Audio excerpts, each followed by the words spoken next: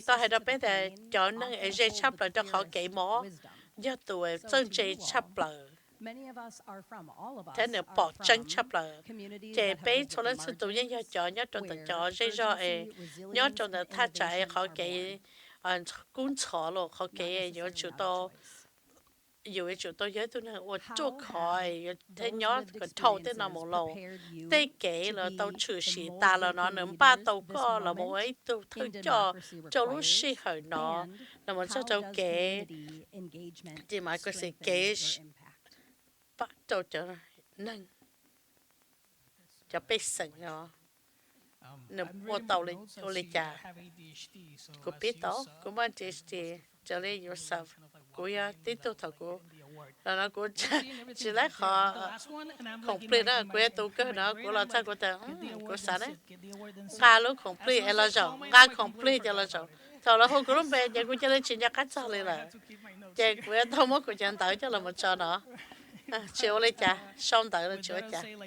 thế khó ấy dù tao uốn nên tại tao chửi xì là ta là nhưng ba khi tao rồi dù là mỗi tuần này có mỗi ngày giờ đó chỉ chửi xì tao dù là dù nhưng thời tôi đã khá lò cho ý giả ấy uốn tao trong xử lý ý cho tính là chỉ tao tao hay thì nhớ thầu biết cho dây do đó ấy là uốn là hay giờ mỗi biết chú ở đâu có mua tay mà nóจะ背着还有我到没用多了呢，但是为了背得起到三周的到了，这大事了呢，背要到时做路，要做到到注意，一头能了么时工地我给嘛也好，给么好，这。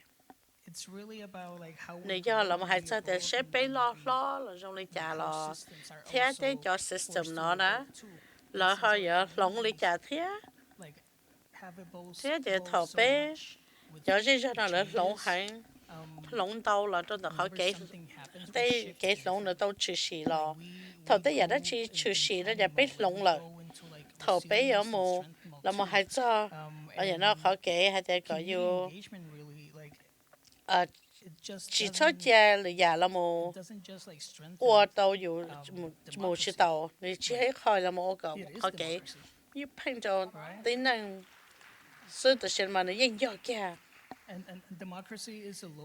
khó hay là democracy nó giờ ít khó kể ấy năng trên tàu họ khó kể chữ hử bây giờ nè nếu như chữ sĩ quan đây một bọn bà là thì quên nói ít tôi năng thì sẽ được là thấy không là bắt tàu cứ giờ hay là cứ lo cho là sáng đó là sáng cầu tây mình là bự nè That's the only proper response. Dạ, nó sai. Cầu tế.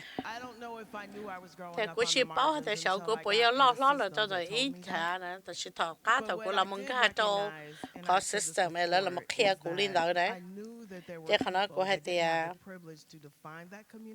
của nhà báo hay cho tại chỉ cho nên là chỉ một lúc bằng sử là một菜可能thì là mà lên là một 菜 thì khó của yếu là một hai hay thì của một cái sinh cho rong cho lúc gì rồi thế lúc gì rồi một câu cái sinh cho rong cho cô cái thời yêu tao tao khỏi cái sinh cho rong đó là thì yêu thế để bảo hay thì sẽ là một lý do cho lý do thì yêu thời yêu cái sinh cho khả năng là thì yêu thế là chỉ cho khỏi là cho nên hay khi đó yêu thì thế thời của nó là tại community engagement nó yêu khỏi cái sinh cho rong là sinh công ty ok họ dễ rồi nè thì khả năng yêu thời yêu là một hai cho thì dù mua cái sinh cho rong thì dù nhớ cái dù nhớ ok sinh cho rong cho nên là tự dự có một sáng cái tôi tên gì thế cái sáng cái này cho cái sự là một hai đứa có mai rồi cái sáng thọ thật cho họ cái chân chế là cho nó cho tính này nhớ cho nó ý cái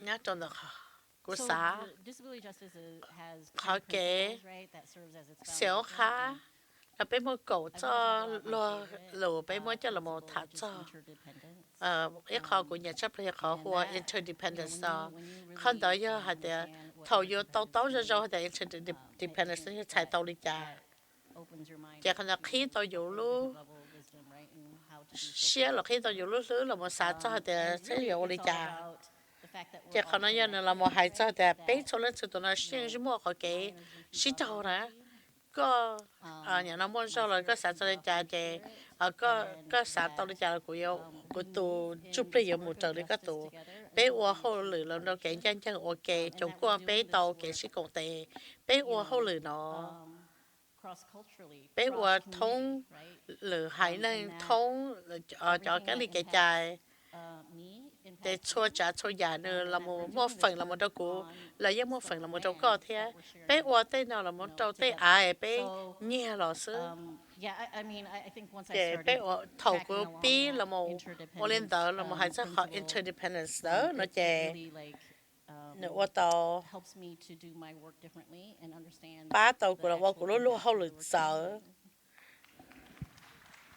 theo một phần là một đâu khó hậu lực của This is powerful conversation. tên nào mà rau cơ kia nè And I'm going to help move it along a little để biết sao faster. khó lù cơ So nó what là I would gì like for you to do in this last question is to think about khó lù cơ nó cho nên sao cho tập biến chỉnh một bóc chiêu sau tận đây là giống món này I'm a teacher at heart, and so chơi con typically gấu này this would be your ticket to get out of the classroom door to make sure that I chứ know không that nói you giờ này understand khó the assignment. thì cái cho So nên what tự we're nó khó gonna trông do mồi is cả của each tao tao hạt person thì is này going to cái get one xe sentence. khó lù nào I need you to của em leave mất the cho nên people hay here ý with an gây lù xí nè của xã cái này chơi ý khó lù là một khi hai trâu chó năng nó còn lại là một ô ý giả đó chỉ là một chỉ cái tàu giả bị xóa cho nên cho hai ý gây lù hai xí nè chơi xã cho cho lù này giờ hai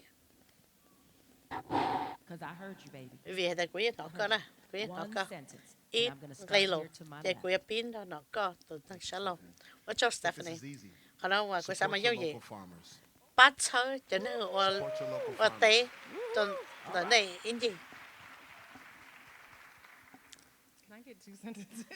bằng cái có hai ông gây lù nè còn nó hơi chịu sự không vào nên là lú sức bé giờ chủ nhỏ chỉ tao hòn đốn trả là cho nó khó kể là bé ở mót khó kể giúp hay nó chúa bái thiab chợ họ dỗ cọ không đó là một tí thái bé nè còn đó giờ yên gây lù là mà Oli Depoliticize humanity. That's a drop the mic. Chỉ cho mua khó I would just say many of you are sitting cô yêu hai tên này ntau lên này nhớ đâu nó từ khi bạn em mua đi cho nên là tao trâu cờ là yêu chẳng ta tao trâu cờ tí tao là chùa tụi này là chạy để sâu tao là sâu để khơi là yêu hồ sạt tông nên chỉ bảo hết tiệt khó nên cho lũ nó nếu mua phần nó bỏ lấy trả là một trâu tụi này đó hay tại yêu cái tàu dầu o nó chỉ là xài tàu để ta là xài tàu để câu chuột tận đây xưa cô yêu hay tại sĩ lũ giò này mua trong này cho thôi cho là một hoa dầu thế là một bát chơi là cho cô yêu hay tại cái bát chia cái tàu là cái bát xài tàu do cái lũ thầu mua cái trái tàu cái bát chùa là cái số lượng số tàu cái cho họ là I'm gonna read mine because I don't want to miss any words in this sentence. cô yêu mất cô liên nhận nói vì là cô chỉ xa hai chị tay cho lũ cô có cái chia sẻ là cho blog cho xong tận đây nó cái hạt khó inequity khó cái chính chất cho này khó cái nhất là chủ yếu ít có dạy nó dễ cho chỉ cho yếu chủ tàu là một sĩ chân cái tàu thì xem mà như vậy khó là uo cái tàu là xứ cứ xã cái nên bao tay cho bán này nó đây là một ngôi cho champions of change cho này là một cho cái lồng我照 The people's champs. Yes. The people's champs. The people's champs. Yeah. And they are going to follow me, and we're going to exit. cho pa e tôi cho tin này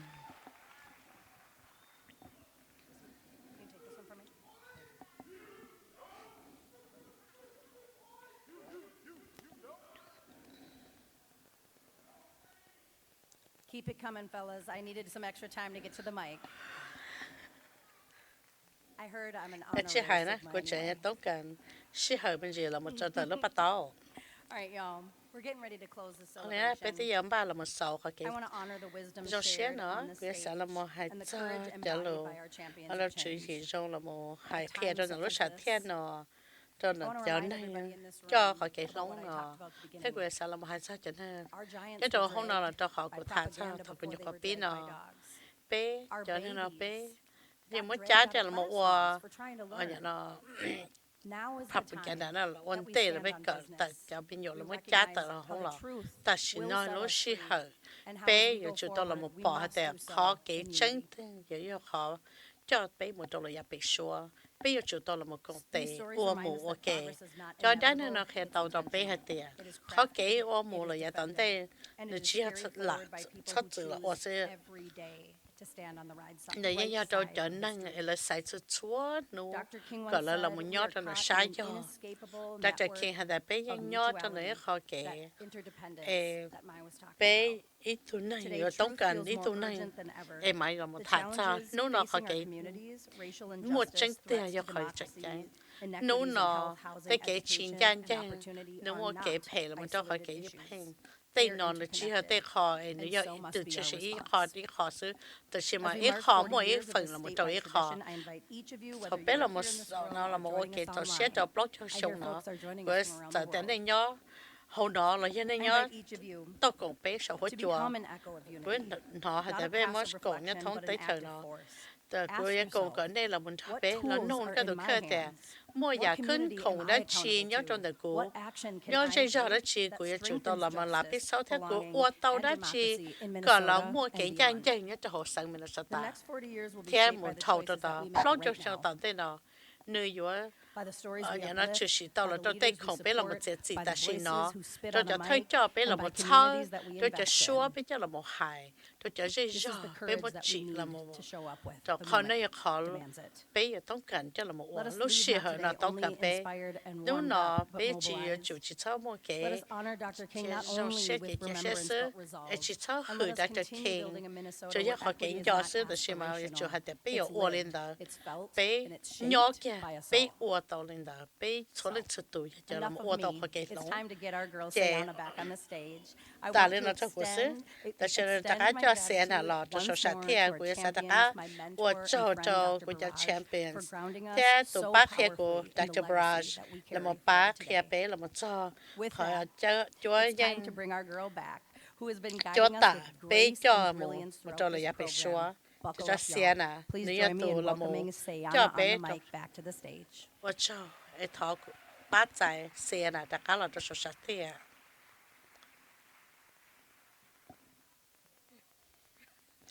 Thank you. Watch out. Please give it up again for our champions Thọ of cho các change. cho champions of change.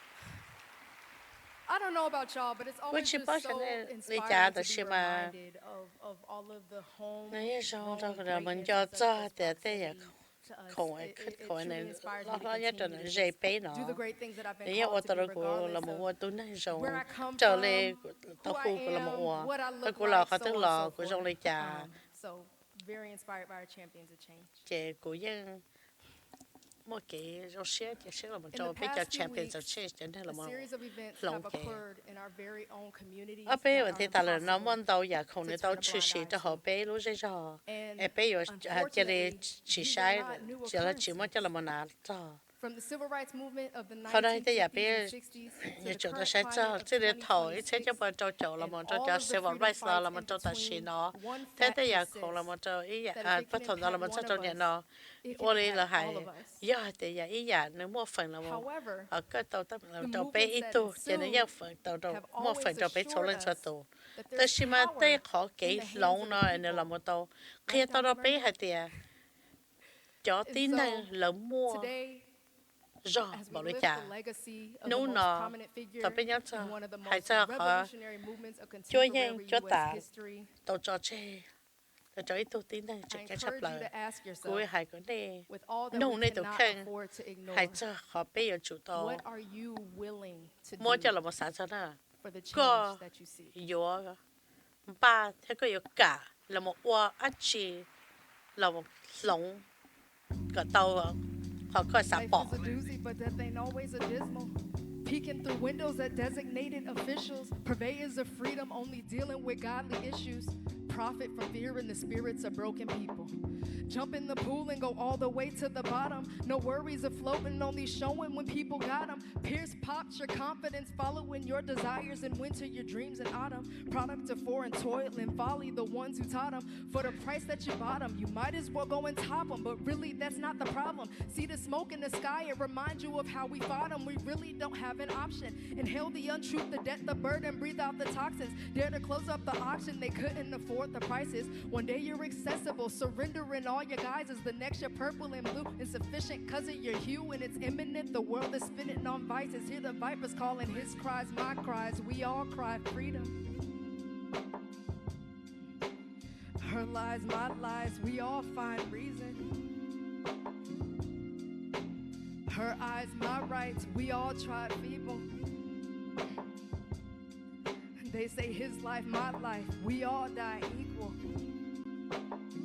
Do you want it now or you want your freedom later? Look in the eyes of your son and daughter. Tell them who made them. Not your imperfections, your depletion, but something greater again that we shouldn't have had to pay for. Types of things that we pray for. Open your faith unhardened and show them just what you're made for. Power, love, and with favor. Find me in him today or on tomorrow, yesterday. Accepting all of my past and breaking all of my curses. If you asking, your baby is mortified. The trauma is borderline. He reading below the line. Her beauty don't pacify. The nation is out of time. Survival the biggest fine. Using their Bible for crime. The struggle ain't worth a dime. Your status, it don't define what you're worth, but your vision is in the hollow. Ashes to ashes, from sin to sin, expect you to swallow every pill that they know they regret to go and repeat, but they swear it's better than admitting defeat. We hear the fighters calling, his cries, my cries. We all cry freedom. Her lies, my lies, we all find reason. Her eyes, my rights, we all try feeble. They say his life, my life, we all die equal. But do we all die equal?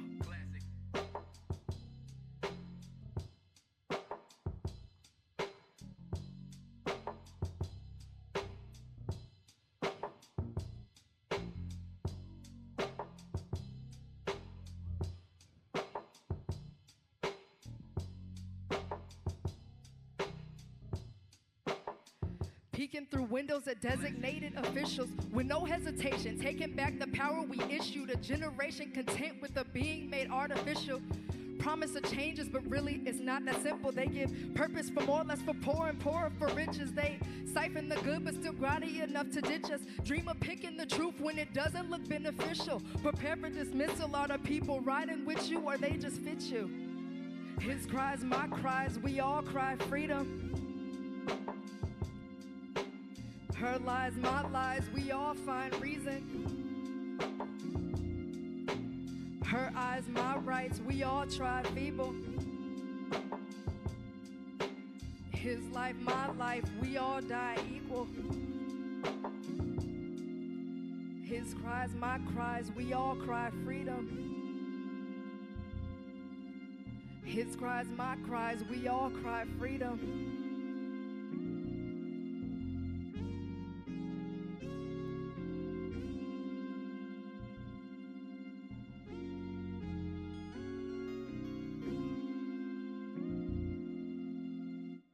Thank you. 我知道。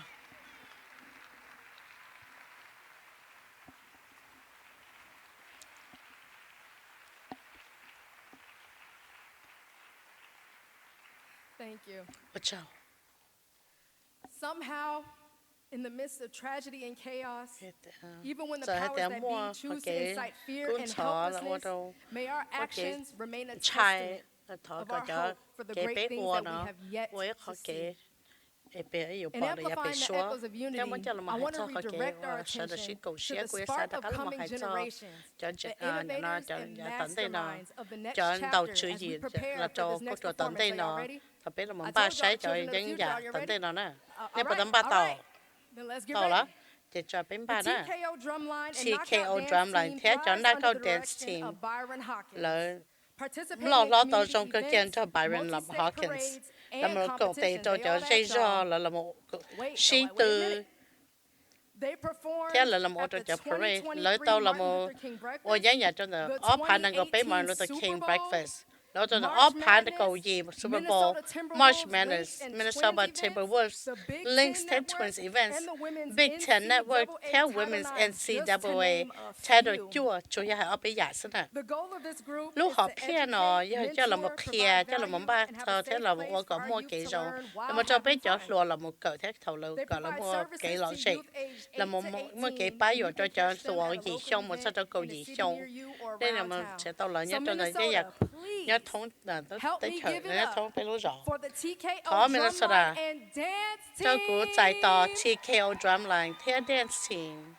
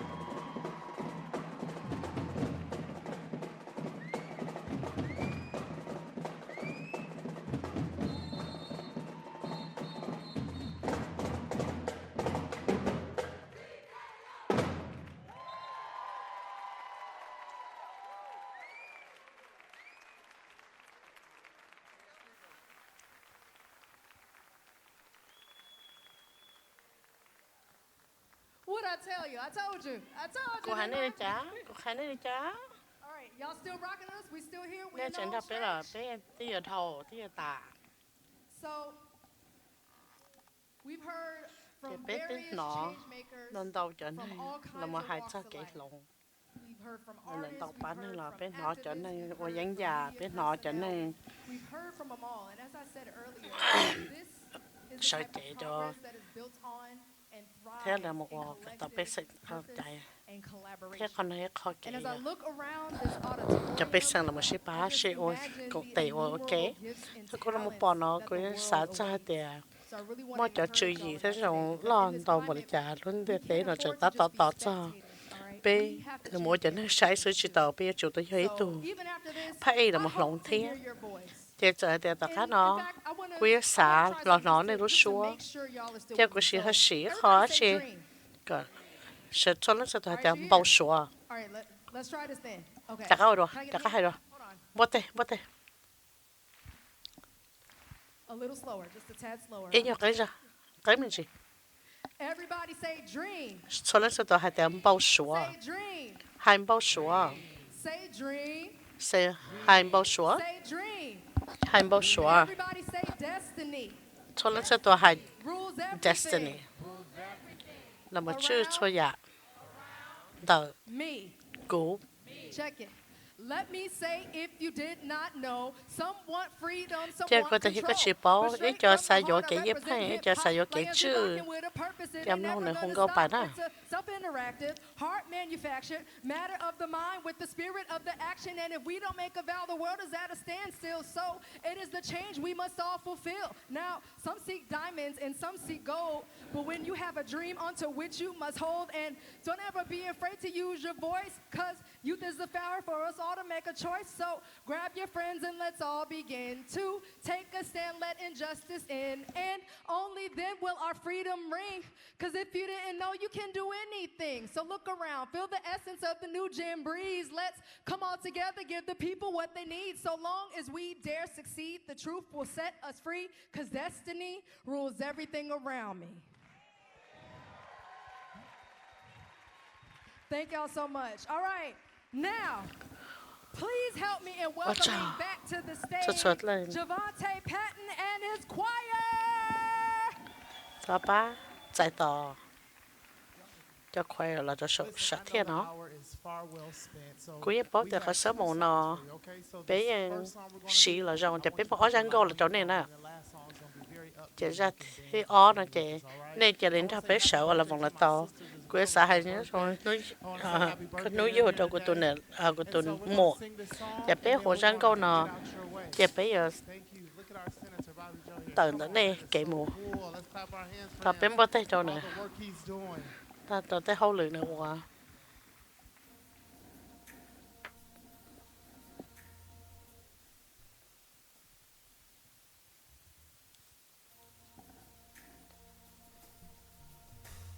I trust you, Father, I trust you. Father, I trust you. I trust you always. And Father, I need you. Can't do life without you. Father, I need you always. Come on, I see some of y'all phones. There we go on the balcony. Here we go. Father, I trust you.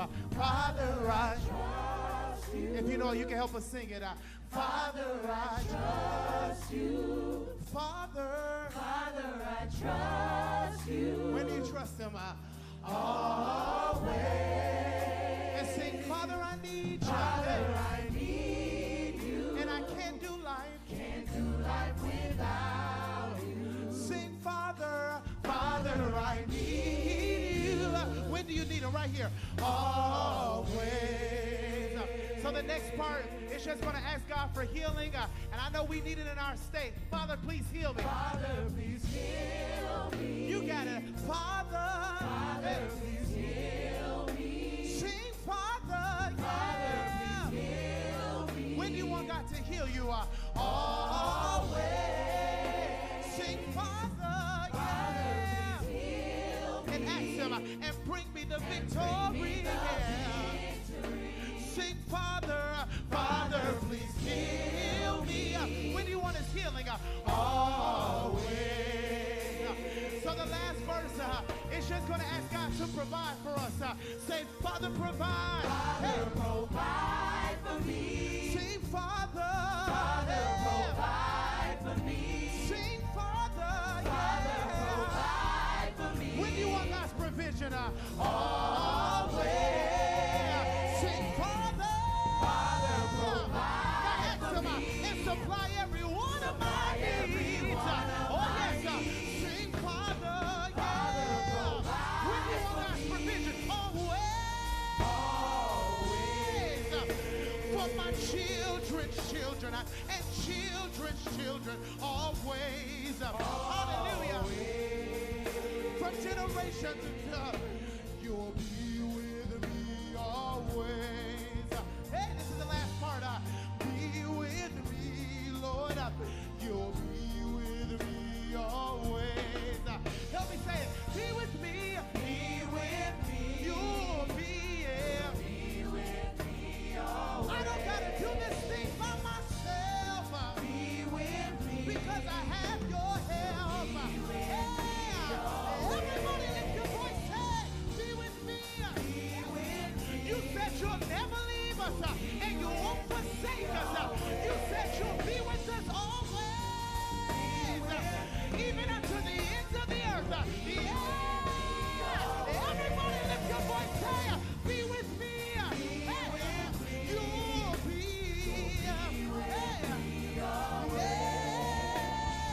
Be with me. You'll be with me. You'll be with me always. Father, I trust you.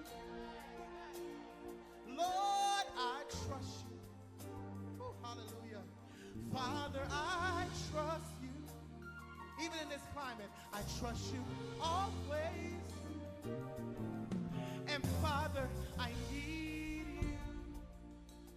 Can't do life without you.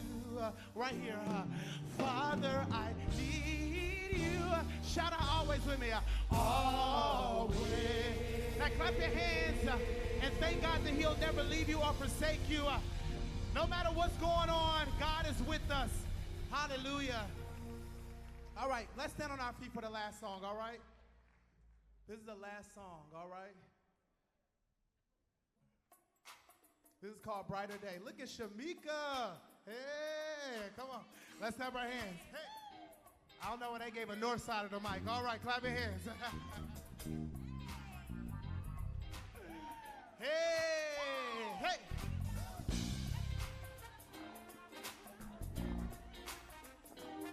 Fourth one.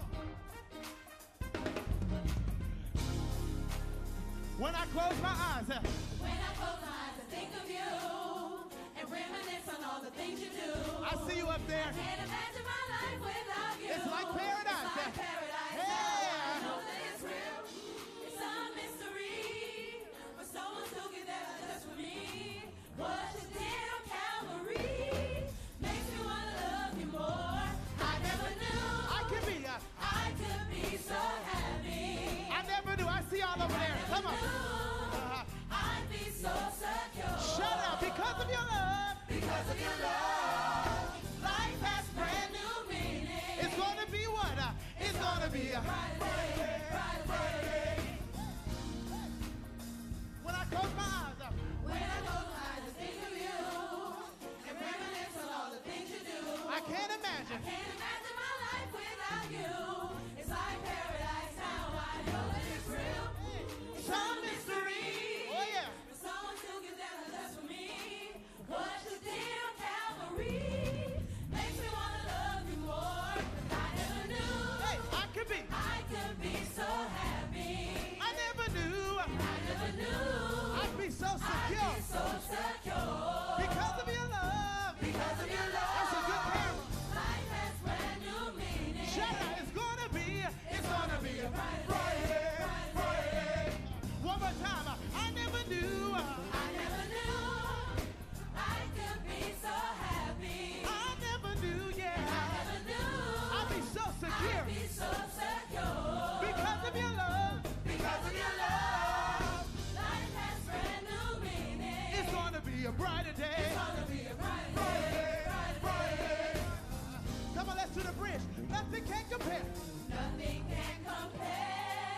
you, Heather. An everlasting love affair. Jesus. I found someone.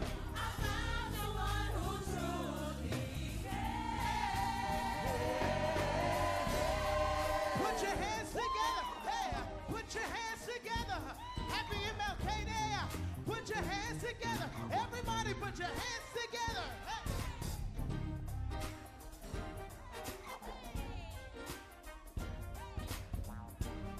All right, we going home on this. Hey.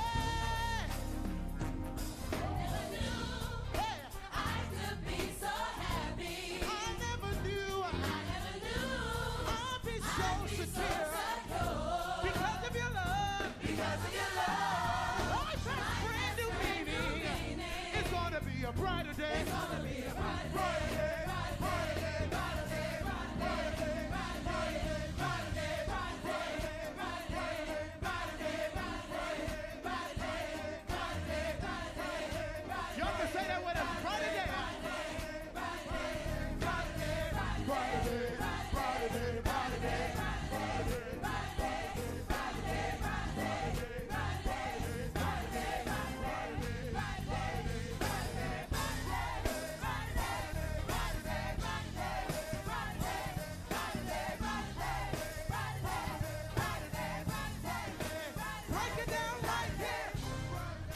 Have a good time. Happy MLK Day.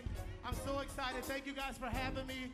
I got a CD release concert at Shiloh Baptist in St. Paul. Pastor Stephen Daniels, his daughter is here, Daphne Daniels. That's at 501 Lawson. I had to do a shameless plug. But happy MLK Day. Make your timeline great and say something great on your timeline. Thank you so much for having us. And have a brighter day. God bless you. Get home safe. I love you. Yeah. I never knew, I never knew, I never knew, hey, I could be so happy. I never knew, and I never knew, I'd be so secure. Because of your love. Because of your love.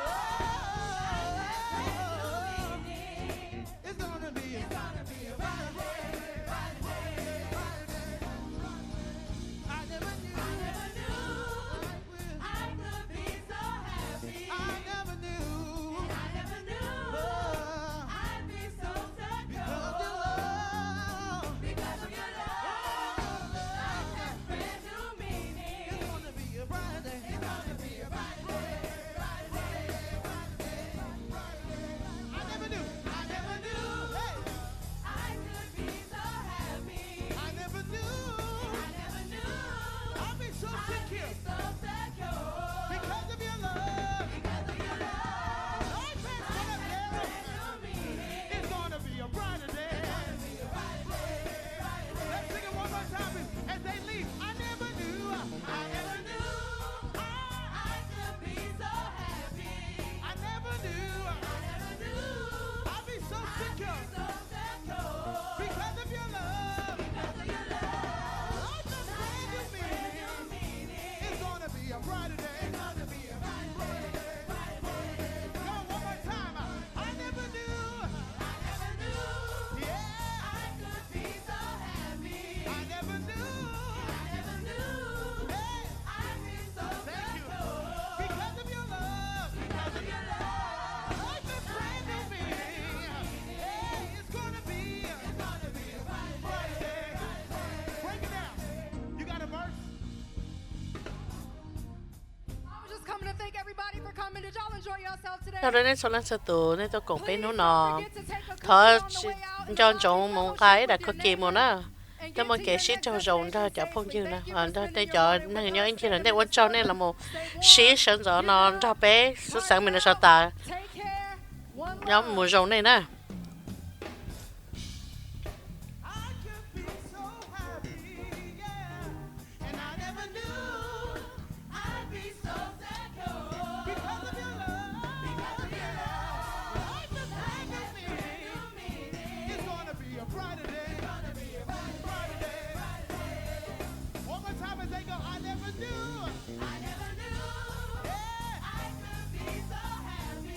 I never knew I could be so happy. I never knew.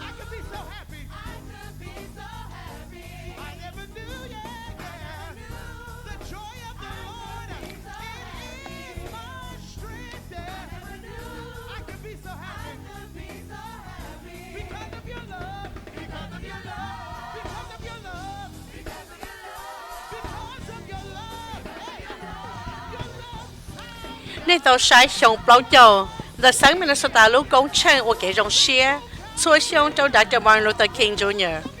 Bên nón đầu tủ thâu cho hậu dây rò thà cho cái chân chân lần do cho tủ nên tự trả trâu cho trái bê sừng 我因可 Nobel Peace Prize 上一切就不做就包，做你做幾道茶，只是幾我賠，落個刀做在西路就叫阿比個都。Dr. King lúc chúa yên chúa tả nữ cho chê, chớ ngà bế lò, chúa tao gì, nữ cho hậu lử, có mua chạy xí lùa, thảo bế cùng lò xùa, có chùa tù nênh, tàu kỹ và mình, cú lúc bế do bà lì. Cú trong xe tàu lọ tụ chế lù, sở chế trâu TPT nào, theo bế lũ tụ xa sở sự mông TV. Bế sầu cho số ban đùa, lòng đời Broadway Theater nhớ hậu sinh phò, ô trâu này tàu sai, mù râu này.